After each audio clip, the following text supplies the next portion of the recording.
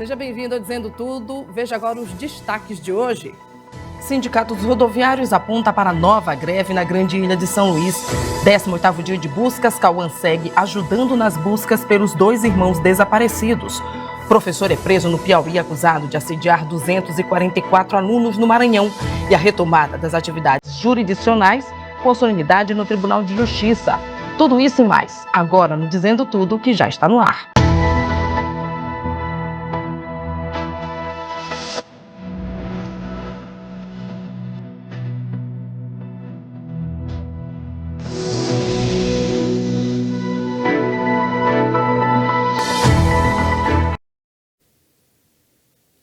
Boa noite para você. A gente começa a edição de hoje com o caso de Bacabal. 18º dia de buscas, Cauã segue ajudando nas buscas e já começa a ser inserido na comunidade onde mora.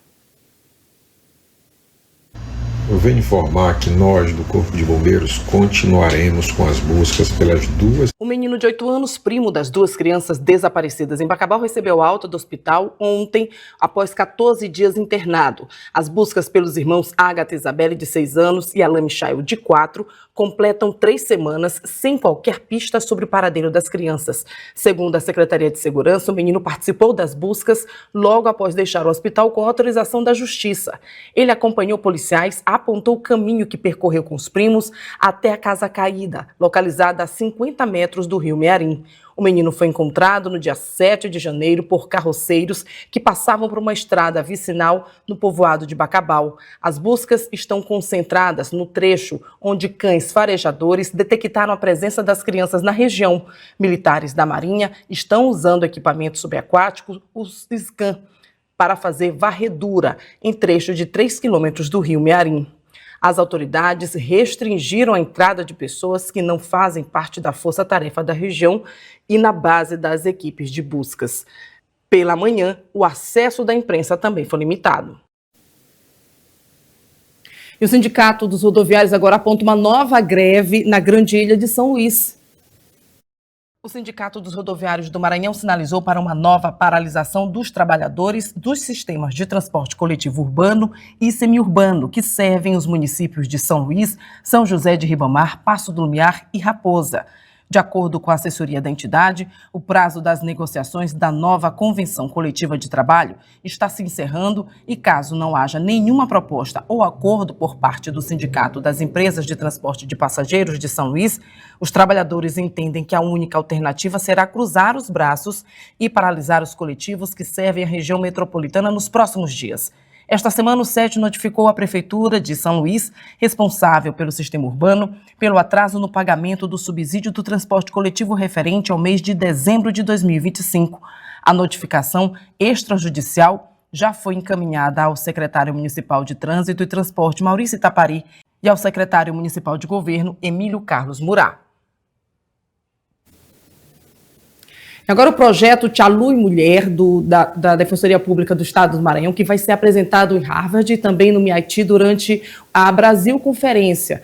Para falar sobre esse assunto, Cristiane Marques, ela que é a primeira subdefensora geral do Estado. Muito obrigada por aceitar o convite, por trazer detalhes, então, levando inclusive o Maranhão para fora do país. O que é o Te Alui Mulher? Obrigada, Daniela. É um prazer estar aqui. O Te Alui Mulher é um projeto da Defensoria Pública do Estado do Maranhão para combater a violência contra a mulher. Nós atendemos, fazemos educação em direitos, capacitação financeira para que essas mulheres que estão em situação de vulnerabilidade, vivendo relacionamentos com violência, para que elas consigam romper o ciclo e ter os meios para começar uma nova vida. Mas nós não ficamos só nisso. Nós fazemos o quê? Nós vamos também às câmaras de vereadores, fazemos as audiências públicas com toda a sociedade para discutir a questão da violência doméstica e como envolver não só as mulheres, não só o sistema de justiça, mas todos nesse problema que é um problema da sociedade. Então, o Te Alui Mulher tem essas vertentes e a gente vai percorrendo o estado do Maranhão. Já são mais de 4.000 mulheres atendidas, já fizemos várias audiências públicas e esse ano já estamos com uma programação aí completa para continuar avançando no debate desse tema no estado, para que a gente consiga mudar essa cultura que continua matando e fazendo mulheres vítimas de violência. Trabalho interessante, louvável no Maranhão, mas como é que chegar a Harvard e uma universidade tão importante como é a MIT, é uma universidade, inclusive, que muita gente almeja e, de repente, vocês levam um projeto da Defensoria Pública lá, para fora do país? Realmente, nós estamos num momento de muita alegria, de realização de um sonho, de conseguir levar o Maranhão para uma das principais universidades do planeta. Harvard faz Harvard e o MIT fazem esse momento que se chama Brasil Conference, que reúne as principais autoridades, as principais pessoas que estão pensando o Brasil e como trazer políticas públicas efetivas para o Brasil. E o nosso projeto Tia Lu e Mulher foi escolhido como uma política pública de referência para debater o tema da violência contra a mulher. Então vai ser uma oportunidade incrível para levar o Maranhão para o mundo, para falar sobre o projeto que a gente faz aqui e também para aprender com muitos outros projetos, muitas outras pessoas que estarão lá, debatendo, pensando e se colocando mesmo para resolver os problemas da sociedade que a gente consegue avançar. O que se pretende com uma vitrine como essa? O que se pode trazer na prática para o Maranhão do que a gente já trabalha aqui? A Defensoria que tem um trabalho vasto em todo o estado e vem avançando nessa questão de ultrapassar barreiras. Nós pretendemos conseguir trazer mais atenção ainda para o tema, para que as pessoas percebam que isso não é um problema só daquela mulher que sofre violência, mas que é um problema da sociedade. A gente pretende também conseguir expandir ainda mais o Tia Lu e Mulher. Nós temos outros projetos de atuação para enfrentar a violência contra a mulher.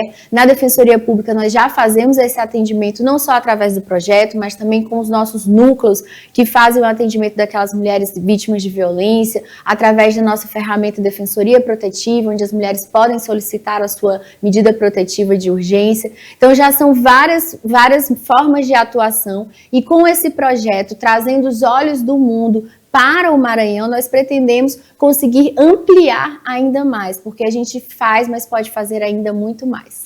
Então, fazer muito mais, sabendo que é um tema que tem cada vez mais, a gente tem percebido, inclusive, em realities, em determinadas discussões, rodas de conversa em redes sociais, e ainda assim o número de violência a gente vem vendo aumentar.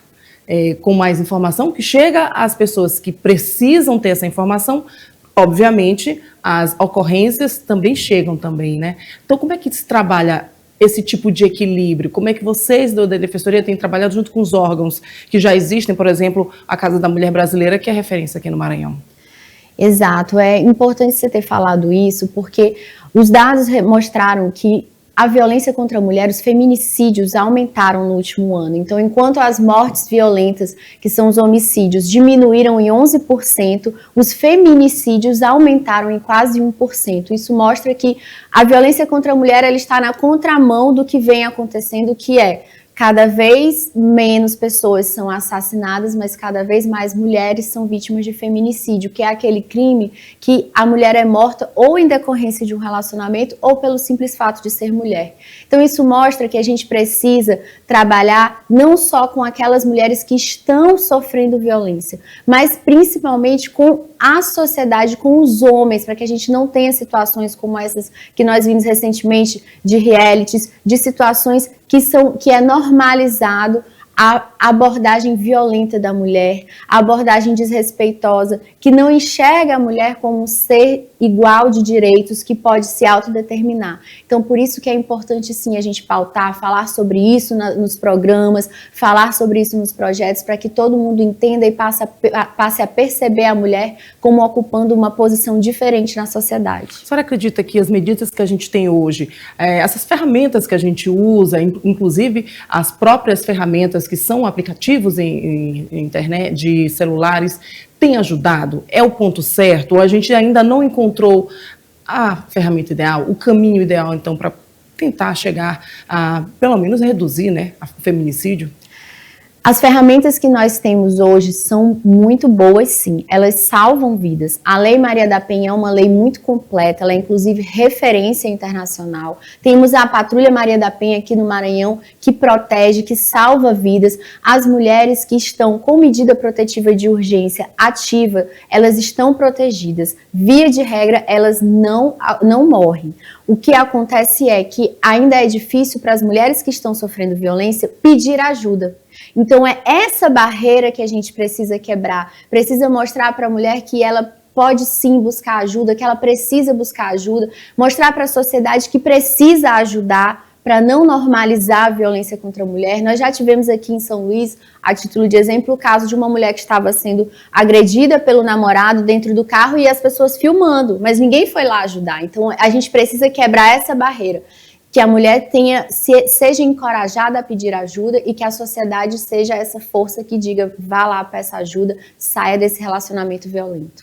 Então, o que a gente pode ver ou então esperar em relação a esse trabalho que vocês vão levar, então, até a essa conferência? De que forma, na prática, como é que vai ser essa logística para vocês fazerem essa apresentação?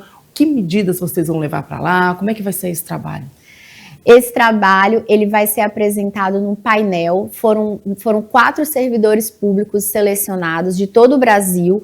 Foram mais de 500 inscritos, 4 selecionados. Eu sou a representante da região Nordeste e vou lá para apresentar, para discutir, apresentar num painel e debater com os demais sobre o programa, sobre o projeto e como a gente pode incrementar. E a expectativa é a melhor possível, porque vamos estar realmente num celeiro de pessoas que buscam melhorar a sociedade, levando o projeto, a gente pretende trazê-lo de volta com mais ainda gás, mais informação e mais estrutura para que a gente consiga avançar ainda mais. E ganha destaque também a Defensoria Pública do Estado, sabendo então que a Defensoria não trabalha apenas a defesa dos direitos das mulheres, né? Vamos só falar rapidamente aqui sobre esse trabalho de vocês, deixar os canais aí para que todo mundo conheça um pouco mais do trabalho da Defensoria.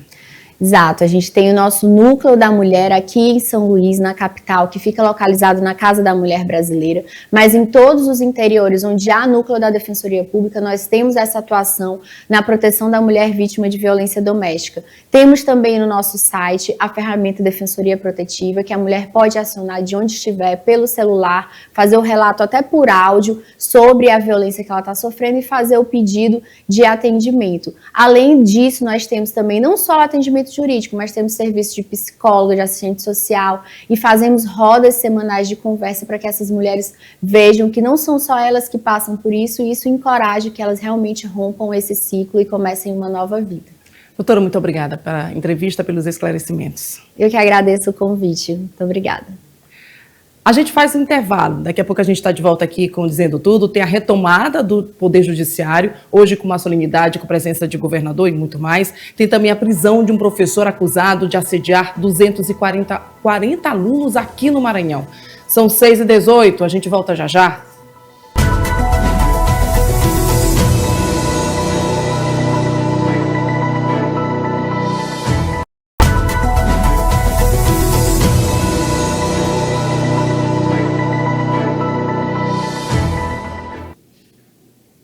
De volta, são 6h20 e agora falando da retomada das atividades jurisdicionais com solenidade no Tribunal de Justiça hoje no Maranhão.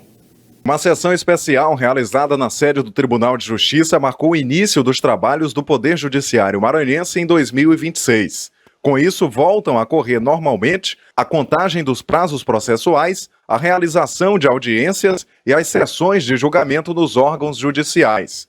A retomada marca o encerramento do período regulamentar de suspensão das atividades, que está compreendido entre os dias 7 e 20 de janeiro. Durante a sessão solene, que contou com a presença de diversas autoridades, entre as quais o prefeito de São Luís, Eduardo Braide, e o governador do Maranhão, Carlos Brandão, o presidente do Tribunal de Justiça do Estado, o desembargador Froy Sobrinho, destacou as prioridades do judiciário maranhense para este ano. A primeira prioridade é a ampliação dos nossos serviços, chamando novos juízes concursados e servidores concursados, para que cada comarca tenha efetivamente os juízes com servidores para atender a comunidade. O segundo ponto que nós vamos atacar é a prioridade absoluta da infância, que a gente não vai tratar principalmente aquelas crianças que são vítimas das famílias violentas, né? As famílias onde tem abuso, onde a mulher sofreu a violência. A gente tem que fazer o acolhimento não só da mulher vítima da violência, mas da questão familiar, dessas crianças, desse ambiente. O terceiro ponto é meio ambiente, sustentabilidade, meio ambiente, que também vem a questão da regularização fundiária das nossas áreas de proteção ambiental. E o quarto ponto é a questão da inclusão e o favorecimento digital. A gente tem que investir dos processos digitais que já temos e a ampliação dos acessos do nosso serviço por via digital. Então as pessoas, onde ela estiver, tem um celular, um telefone, poder acessar nossos serviços e a gente esteja pronto para poder dar o feedback, dar a resposta a essas pessoas. Logo após a solenidade, foi realizada uma sessão plenária dando início oficial aos trabalhos do Poder Judiciário neste ano. O retorno das atividades assegura a continuidade da prestação jurisdicional à sociedade maranhense com a retomada integral dos serviços judiciais em primeiro e segundo graus. Para ampliar o acesso da população à justiça, o presidente do TJ informou que serão criadas mais 2 comarcas este ano, nas cidades de Peritoró e Santo Amaro. Agora falando sobre uma inauguração que aconteceu lá em Paço do Lumiar, o prefeito Fred Campos realizou a inauguração da Unidade Básica de Saúde de Pindaí, em O Alto, que contou com a presença dos vereadores, da equipe de secretaria também municipal de saúde e também de moradores e da comunidade. A entrega representa um avanço significativo para a atenção básica do município, consolida inclusive a 17ª UBS entregue durante a gestão Fred Campos. Durante a solenidade, o prefeito destacou que a nova unidade reforça o compromisso da administração municipal com uma saúde pública mais acessível, humana e de qualidade para Fred Campos. Cada UBS entregue simboliza mais cuidado, prevenção e respeito também à população. Agora a gente fala sobre política, fala sobre o tabuleiro aí na disputa das eleições de 2026. Simplício Araújo assumiu um partido. Vamos acompanhar. O ex-deputado federal e ex-secretário de Estado da Indústria e Comércio, Simplício Araújo, assumiu a presidência do diretório do Partido Democracia Cristã no Maranhão. Além de organizar a sigla para a disputa proporcional, cargos de deputados estadual e federal, Simplício terá a missão de coordenar a campanha do pré-candidato à presidência da República, Aldo Rebelo, e pode vir a concorrer ao cargo de senador. Olha, um professor identificado, até o momento pelo nome de Oliveira, foi preso na cidade de União, no Piauí, acusado de ter abusado sexualmente de pelo menos 244 crianças no município de Presidente Dutra, região central do Maranhão. Oliveira, o senhor está sendo preso por supostamente abusar de 244 crianças no estado do Maranhão. A Polícia Civil do Maranhão está aqui dando voz de prisão ao senhor. Certo? O senhor tem o direito de permanecer em silêncio, bem como ter um advogado, tá bom? Isso é uma resposta de todo o sistema de segurança pública do Maranhão. Interessante, né? Como é que acontece uma coisa como essa? E agora a gente encerra a edição de hoje falando sobre o aumento do fluxo do aeroporto, de passageiros no aeroporto de São Luís, um número que marcou a história. O fluxo aéreo do Maranhão cresceu em 2025. Segundo dados obtidos pela Secretaria do Turismo por meio do Observatório do Turismo do Maranhão, o número de passageiros ultrapassou a marca de 2.200.000, considerando embarques e desembarques. O número representa um crescimento de 14% em relação a 2024. O volume supera o antigo recorde da série histórica, registrado em 2015, com 1.700.000 passageiros, consolidando 2025 como o melhor ano do período monitorado entre 2012 e 2025. O fluxo aéreo ele tem uma conexão com toda a promoção do Destino Maranhão. Quando a gente divulga, quando a gente promove, quando nós temos um carnaval muito forte, com grandes atrações nacionais e locais, quando a gente tem uma festa de São João grandiosa, e que nós, da Secretaria Estadual do Turismo, que fizemos um trabalho durante o ano inteiro de promover o destino participando de feiras nacionais e internacionais, tudo isso fomenta e fortalece o turismo do Maranhão.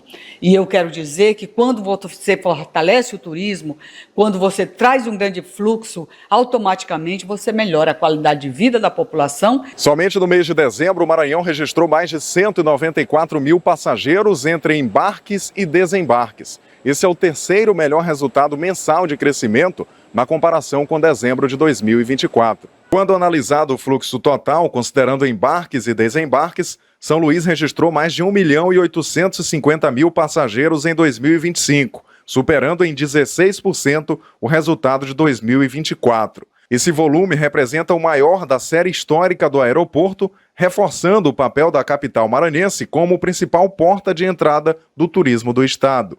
A gente atribui a consolidação do destino Maranhão, né?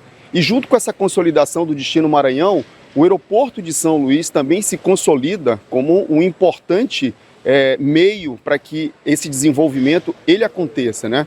Então é o turista buscando o nosso estado pela riqueza da nossa cultura, pela riqueza da nossa história e pela riqueza da nossa natureza também. O aeroporto de Barreirinhas apresentou o maior crescimento proporcional. Em 2025 foram registrados 10.678 desembarques, contra apenas 539 em 2024. Isso reflete a ampliação da oferta de voos e o fortalecimento do destino Lençóis Maranhenses, reconhecidos como Patrimônio Natural da Humanidade pela Unesco. Então nós tivemos aí, a gente teve um acréscimo inicialmente de 30% na promoção, porque é a promoção internacional. Então a gente vê que o título de patrimônio nos beneficiou muito para que as pessoas do mundo inteiro tenham interesse de querer conhecer os Lençóis. Se você viajar, tanto no Brasil como fora do Brasil, todas as pessoas, quando a gente fala do que é do Maranhão, as pessoas querem vir conhecer os Lençóis. O desempenho reforça a tendência de expansão do turismo e da mobilidade aérea no Maranhão,